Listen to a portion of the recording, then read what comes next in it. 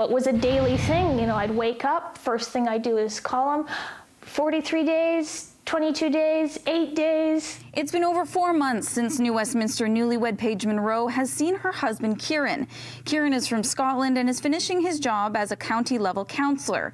When he arrived at the London airport on June 8th to fly to Canada and reunite with his new wife, Air Canada would not let him board the plane. So the Air Canada agent first seemed to suggest that his reason for travel was non-discretionary or non-essential. But when he tried to refute that point by showing a copy of our marriage certificate to prove that he's my immediate family member, she was not even interested in the documentation that he had. Before June 9th, Canada had banned non-essential crossings into the country. But the problem is Canadian Border Services and Immigration Refugees and Citizenship Canada had apparently 2 different definitions of what an essential crossing is. IRCC says reuniting spouses, even if one is not a citizen, is considered essential. What it said was family members were accepted, except in those tourism cases.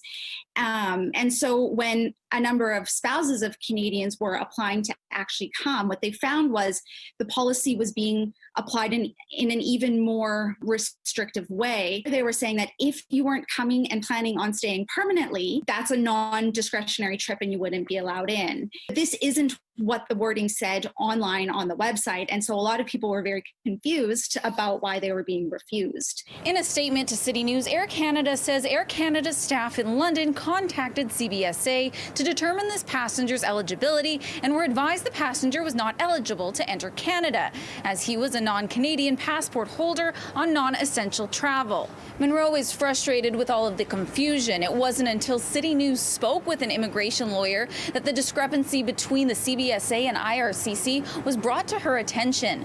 Now Monroe feels when she originally booked the ticket and spoke with an Air Canada agent, they should have clarified this to her. I actually did it over the phone with an Air Canada agent, specifically because I wanted their guidance in booking it. The day after her husband was not allowed on the flight, new rules went into effect, making it clear that spouses will be allowed to cross borders and reunite. But Monroe says she's already lost more than $2,000 on the ordeal and some much-needed time with her husband. In New Westminster, Ashley Burr, City News.